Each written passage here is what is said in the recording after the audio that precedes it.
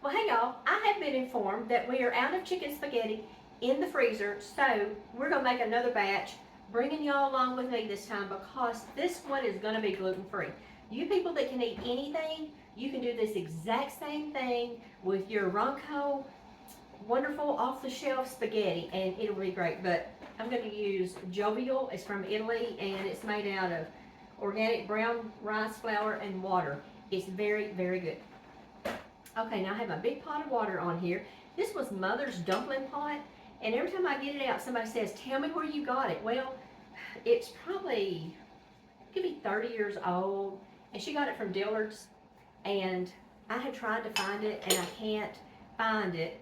And I think last time, somebody said that Belk's had a line that looked like this, so if it is, I'd love to know because yeah, I love it. It's so pretty. Okay, so here it goes. Now I'm using the penne, and sometimes I use the squiggly spiral stuff, but I don't ever, my chicken spaghetti, hence the name chicken spaghetti, it's not spaghetti noodles. I don't do that because it's easier to eat whenever it's not all noodly. And a lot of times my guys are in a hurry and they don't have time to mess and gum around with noodles and whatnot. So I'm just gonna let these boil and let those get done. And then I'm gonna drain them and we'll get back together and I will tell you about all this other stuff we got going on over here. Okay y'all, it is done and I drained it. I put it back in my pot because this is what we're gonna mix everything with. Now I've got 1 can of Rotel, and this is their original diced tomatoes and green chili. And if you Google this, it will tell you that this is gluten free. And I'm just gonna, I put it in a glass and then I get my, what's that thing called? That one blender. Anyway, I'll put a link to that and I just mix it up because my family does not like chunks of tomatoes in this. So there we go. Now sometimes I saute a half of a white or yellow onion. Did not do that today, ran out. So, but you can add that if you want to. And then to this, I have 2 chicken breasts that we cooked together in the air fryer. And I'm just gonna dump that in there. Everybody goes to the party there. And then to this, I have 1 recipe of our homemade cream of mushroom soup that we made together. Y'all are so much company in here. And this cream of mushroom soup, y'all, oh my boy, this is so good. You can eat this like actual soup. But now if you don't have to follow a gluten-free situation, you can use just a regular can of cream of mushroom soup. But I promise you, if you make this homemade, you will love it. Now you can add whatever kind of cheese you want. Today I'm going to use some extra sharp cheddar and I've shredded it. And if you can, y'all, shred it yourself. It just melts like a dream and it's so creamy. And so I'm going to add, let's see, this is a whole 8-ounce block. So let's see, I'm going to save off some to sprinkle on the top of it. There we go. Yeah, there we go. Okay, so if this is too tight, you can add a half a cup of chicken broth if you want to. I was not in the mood to make a thing of chicken broth and I didn't have any. And so I've just got some milk over here. So if it needs loosened up, I will do that to it. Now, so many people, I think I'm gonna go ahead and add all of this. I've got some pepper jack cheese I'm gonna shred to put on the top of it. I'll just go ahead and add all that. Some people like to put, I'm gonna put some milk in it, a couple swigs or so. Yeah, that'll do. Some people put green peas.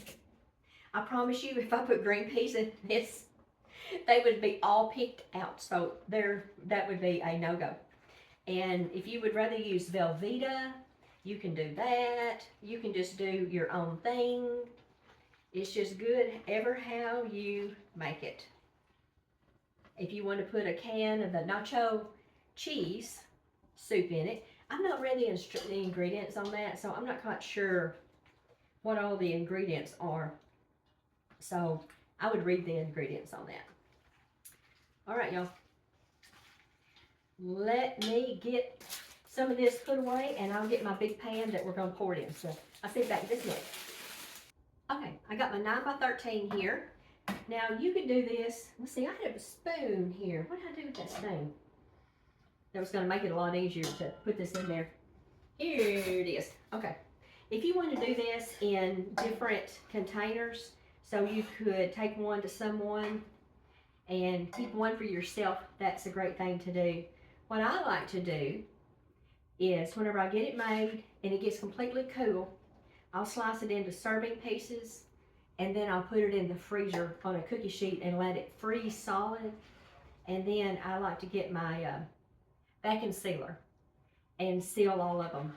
And that just makes it nice. If I'm out of pocket and the guys need a bite to eat, they can just come up here, get one of those bags, cut it open, put it on a plate, stick it in the microwave, and they are good to go. They got something good, and they didn't have to go to the Exxon and eat fried chicken. Oh boy, doesn't that sound good? I'd be sick for a year if I ate any of that. But anyway, that's neither here nor there. All right, y'all. I am going to finish this up, and I'm going to get some of that pepper jack cheese out, and I'm going to grate it and put it on top. I think that'd be pretty good. So let's get the rest of this out. This recipe is not in my cookbook, but it will be in the next one if I get the courage up to do another one. There's a lot entailed with doing all that, but it sure is fun. I have enjoyed it, and I have thoroughly enjoyed sending them out to y'all. And I sure appreciate every purchase that y'all have made. So I'm gonna bake this for 45 minutes at 350. There we go. And I'll get back with y'all whenever it comes out, and we will get us a bite. That looks wonderful. Oh, smells good too. So I'll see y'all back in about 45 minutes or so. I wish y'all was here. My house smells amazing. This looks wonderful. So let's just get us just a little bite. And I guess technically this is not chicken spaghetti. It's kind of a chicken pasta bake. But with that, you wonder what's in it.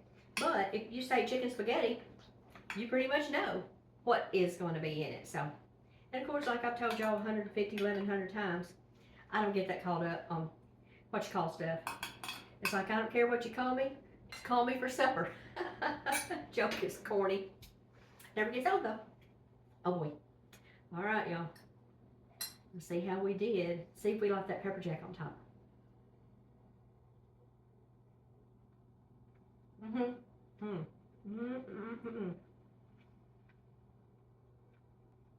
Y'all, this is so good. It's so adaptable. You can add a can of green chilies. You could add pimentos. You could not ground up your Rotel like I did with the immersion blender. You can add any kind of cheese you want. You can add green peas. You don't have to get so caught up in you don't have one thing so you can't fix that whole dish. Yes, you can.